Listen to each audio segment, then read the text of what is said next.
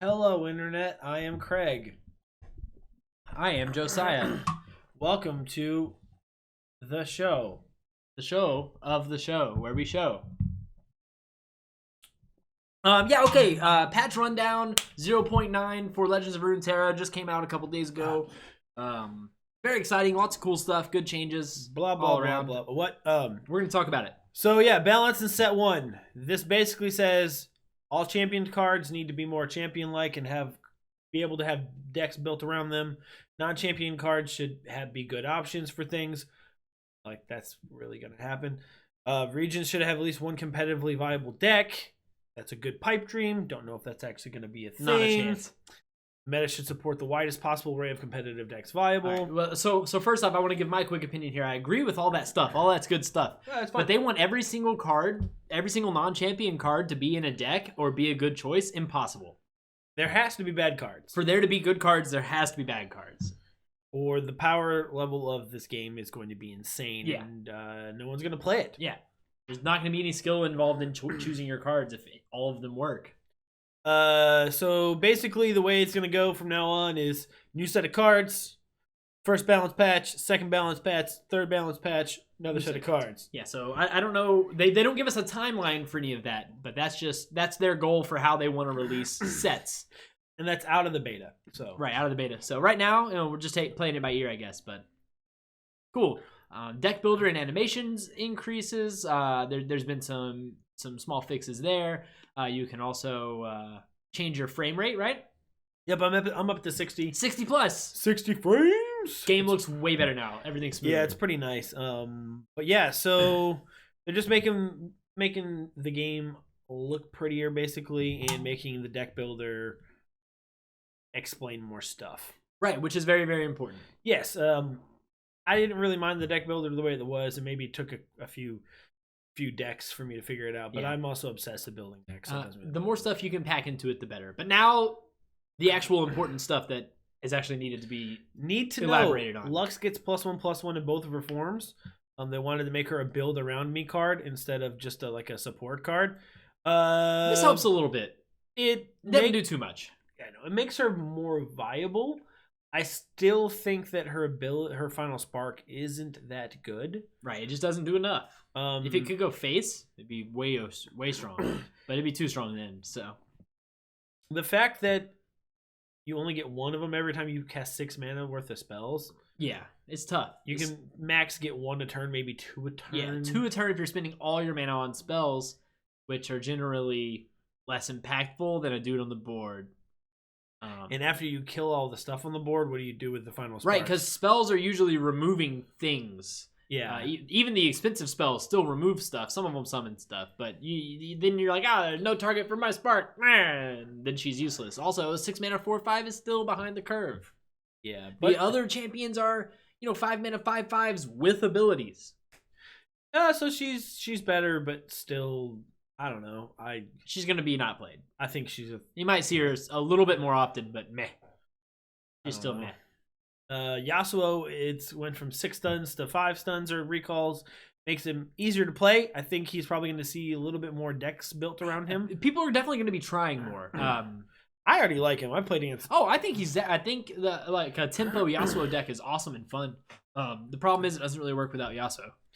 You have to have him. Yeah, you have to have Yasuo, and I played Yasuo Ezreal, but Ezreal's a big fad right now. So yeah, it is what it is at that point. But yeah, I think it's going to make him better. I think you're going to see more Yasuo decks. I wouldn't see it rising to the top of the meta, but nope, we'll see him more often. Back-to-back got nerfed to 6 mana. I think it's still good. I think you should still play it. I think that it doesn't hurt it at all. Oh no, this card's still going to be great. 6 mana to give +6/+6 is totally fine. Mm-hmm. It's fair now. It's not broken. It's fair now, which is important. Arena Battlecaster got 1 more health, which makes him pretty viable for aggro decks. I don't know. Well, he dies to less of the 1-drops, which is a really, really big deal. Yeah, I don't know if you're still going to run him over other options, but he's definitely a consideration now, whereas before he was like, yeah, I'm not. Yeah, he just dies to a spider or he dies to any of the deal 1 damage ability guys. It's not worth it. Crimson Curator, I like this guy. Health goes from 2 to 3. Actually, a significant buff to him because now you can get 2 cards off of him instead of just 1. Unfortunately, the cards you get off of him still suck. So Crimson is trying to be a thing, but there's not enough cards to support it, in my opinion. There's only 4 of them, so you have a 25% chance to get him, which is pretty cool, but I don't think that it's good enough. No, it's not gonna work out, unfortunately. Deny's unplayable. It goes from 3 mana to 4 mana. Terrible card now. Unplayable. You're never gonna see it again. Goodbye, Deny. Deny is... They killed it.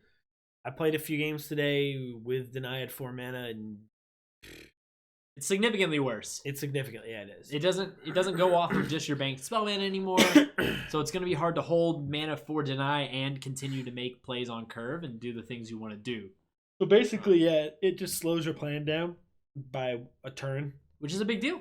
It's a big deal. Unless you're a hardcore control deck that doesn't care about that. I mean, but right now controls are doing different things. I don't even know if the control decks that are in the meta right now should be called control decks. They're probably combo decks. Yeah, honestly. They're way closer to combo decks. Yeah. But everyone's calling them control decks because they do stuff on the board. I don't know. I think that they're more combo. Anyway, yeah, I agree. Anyway, Inspiring Mentor got an extra health, lost an extra health with his buff. So it's a 1/2 now. Considerably worse. People are saying that it's killing Elusives. I don't think it's killing Elusives by itself. No, not by itself. But there's some other changes that help to nerf Elusives as well. The thing that I'm going to say before we continue is I don't know why Shadow Isles didn't get more nerfs than it has. We'll get to that in a second. I don't know why Ionia got the brunt of all of the... Well, they're definitely... Inspiring Mentor was definitely really, really strong. And so was Deny, so I can't deny that. I didn't think there was a huge because issue you only with have 3 mana. I didn't think there was a huge issue with the way Deny was in the first place. I didn't, but we're also people who play a lot of card games. I come from Magic the Gathering where everything gets countered. So, you know. Literally, it doesn't matter how much mana your opponent has. You're like, if I play this, they have 0, it could still get countered. Do I care if it gets countered? Right. But yeah, it's a big change to Inspiring Mentor. You're gonna still see him played, but you are gonna be able to handle those 2 health elusive units a little bit easier because they're not gonna have 3 health anymore. Then what? Jeweled Protector is still unplayable. Basically, 5 mana 4/4 gets +1/+1 on him. I mean, he's not unplayable. I guess it's the wrong word, but it's he's too still slow not right now. Yeah, he's too slow. The meta's too fast for it right now. I want to see it work. I like the idea of the deck, and a 5 mana 4/4 is definitely a better body. But I think it needs to be pushed to a 5/5, and then you might see it playable. So the 5 mana 5/5 when it comes down on turn 5 is actually going to impact the board.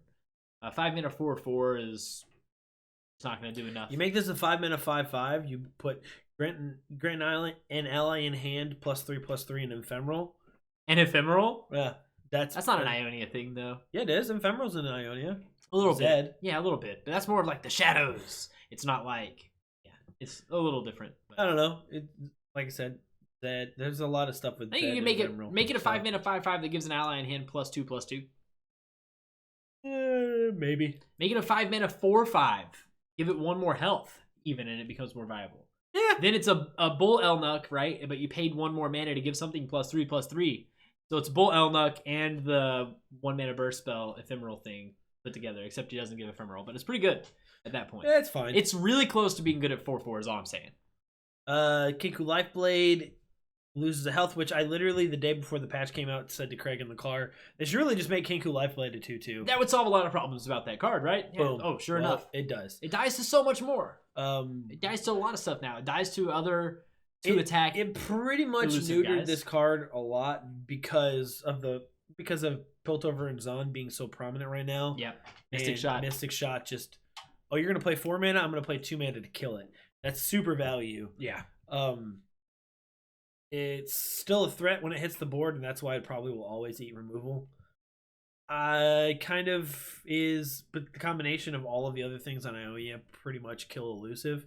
There's still some good cards in it, but now you can't rely on lifesteal so much to get the job done, which I think is fine because I think it was the combination of the hand buffs, the denying your opponents doing things to you, and the lifesteal on top of being hard to counter. Yeah, you couldn't block them, hard to counter units. So it's like the combination of all of that So getting rid of, I can see why they've done the changes that they've done, but yeah, the Elusive deck is going to be easier to play against now. I still think there are good cards in the Elusive deck, and I still think it's probably going to be pretty viable. Yeah, you're definitely still going to see it. But I did remove this from all of the decks today. Wow, is that impactful, huh? I think so, yeah. Because I think I'd rather run the 3-mana 2/2 that draws me a card, gets me something instant that I can. And it's 1 mana less for the same stat line. I can see that. It's guaranteed. It's a guaranteed card draw versus a maybe I gain 2 health. Yeah, I see that. Commander Ledros, good changes here. He goes up from 8 mana to 9 mana. He gets 1 extra attack along the process, and there's a little bit of clarification on his text there, but he still does the same thing. It does round it up now. I think it did that before already, but now it says that it does. Yeah. 8 to 9 is a pretty big deal. Pretty big deal. He's still good in the decks that you're going to play him in. I think it doesn't really hurt him at all. Nope. But it does aggro make it, and mid-range decks have another turn. Yeah, basically. Yeah. So yeah, good. Rasa's now gained one mana. He's 7 to 8 cost. 7-8 cost. I still think he's good. I still think he's playable. I still think you play him in all the decks you want to play him in. You maybe just play one less copy of him. And I would say you'd still play. I'd say you don't change your deck at all due to this nerf. You're a little bit more upset about it, and again, it gives those aggro and mid-range decks one more turn. But you can still go turn 8 Rasa, turn 9 Ledros, and that's still really strong. You just got to survive one more turn, and that shouldn't be an issue for the decks that play these cards. Nope. Scuttlegeist gets fearsome. Craig likes this. I really don't. It's cool. I don't think it changes Scuttlegeist very much. I think it's still going to be hard to get him on the board, right? But he's got some flavor now. You know, and he can't be chump blocked. I might consider putting Scuttlegeist in the deck that I built, which you'll get a video about soon. Oh yeah. With spoiler alert. Just kidding. Not going to say anything. Moving on. Torture Prodigy gets an extra attack. Gets an extra attack, which is kind of cool, but it's still, this card is probably going to be for future sets. As of right now, there's not really any. Yeah, either there's not enough fuel for it, or we haven't figured it out yet, which seems unlikely. The entire internet's working on this. Come on, guys. I mean, someone figure it out.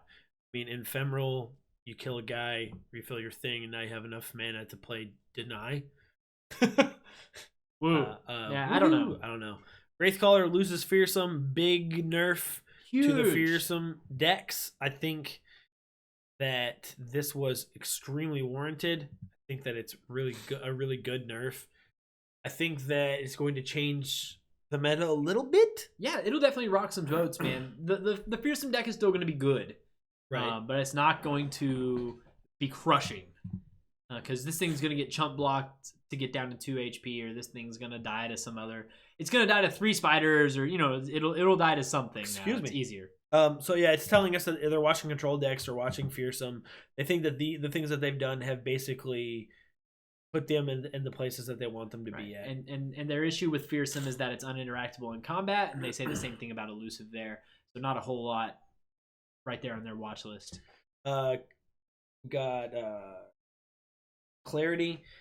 Basically they're just saying like, hey, the stuff that has skills has a skill icon now, so it's easier to know what the things do when they do it, which is pretty cool. It's gonna just make the game more accessible to new players. And now if a created card got created from something, it'll tell you where it came from, so that's nice. Yeah. Hearthstone's been doing that already, so I'm just saying, get with it. Why are you late to that? Whatever. I don't know. Some changes to the expeditions, which we're not going to cover a whole lot here. We'll be brief. They moved some cards around from one pool to another. They added Chain Vest to Demacia. They nerfed Demacian Steel. And buffed mushrooms. Buffed mushrooms. Yeah, I'm excited to play mushrooms in expeditions, actually. And the shopkeepers are better now, so that's good. Yeah, better logic anyway. XP and expedition rewards. Basically, they've halved all of the end of trial XP for the first up to 3 wins. So you're overall getting less XP per win in a trial now. So you can't just grind those out and farm your XP anymore. Or if you do, you need to be getting 6 or 7 wins basically to be impactful. Then in addition to that, they've reduced the XP for daily PvP wins. So basically now you can get more wins as you PvP and still gain experience for it. Which is pretty cool. Awesome. Make it so you can't farm your friends, which, not gonna lie, Craig and I have done a couple times. Yeah, we've played some games with each other just to get our daily PvP wins, right? Like I'm sure everyone else has. Yeah, so basically, first 5 wins you get 100 XP. After that, you get nothing. So you can still get 500 XP from your friends. Yeah, pretty much. It's in a different pool.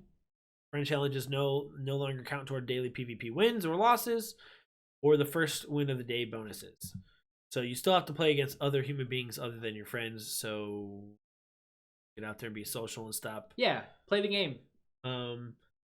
6-win expedition. Basically, they reduced the shards. No, they gave you more for 6 wins and took away some for 7. My fault. I misspoke there. You still want to get to 7 to get another expedition, basically. But basically, they made 60 FPS, buddy boys. Yeah, that's awesome. Or if you have a lower end computer, you can set it down, keep it down. They improved the deck builder, which we already did. Board visuals got improved as well. Lighting issues with on faction boards, certain spells on faction boards, and reduced intensity of the lens flare on the Demacia board.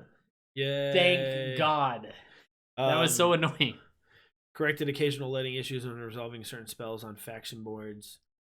Master tier rankings now more fluid based on how master players are performing against each other.